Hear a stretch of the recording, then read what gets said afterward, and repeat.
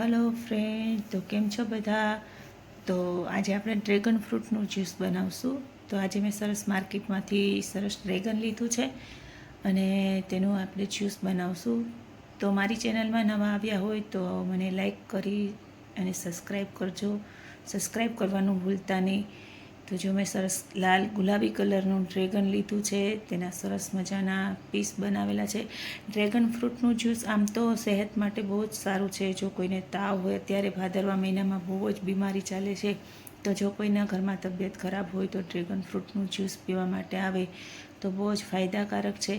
તો મેં અત્યારે ડ્રેગન ફ્રૂટના ટુકડા બનાવી લીધા છે અને તેને જો મીઠું તો તે હોય જ છે, પણ જો આપણે તેમાં ગ્લુકોઝ નાખીએ અથવા તો સાકર નાખીએ તો તેનો ટેસ્ટ વધારે સારો થાય છે. તો મેં અત્યારે તેમાં ગ્લુકોઝ નાખેલો હતો, પણ તે હું કેપ્ચર કરતાં ભૂલી ગઈ છું. તો આજે હું ડ્રેગન ફ્રૂટનું જ્યુસ બનાવીને તમને બતાવીશ. તો આપણે તેને મિક્સરમાં નાખી અને તેની પ્યુરી બનાવી છે અને અત્યારે મિક્સરમાં જ મેં ગ્લુકોઝ નાખી દીધો હતો, પણ હું એ ઉતારતા ભૂલી ગઈ છું. તો ચાલો, હવે આપણું ડ્રેગન ફ્રૂટનું જ્યુસ તૈયાર છે.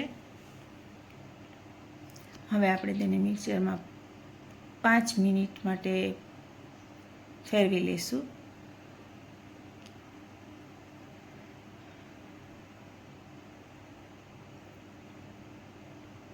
તો હવે આપણું ડ્રેગનનું સરસ મજાની પ્યુરી તૈયાર છે.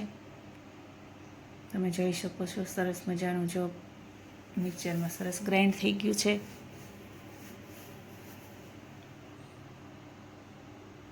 તો આપણે એક કાચનો ગ્લાસ લીધો છે અને તેમાં તે જ્યુસને આપણે સર્વ કરશું.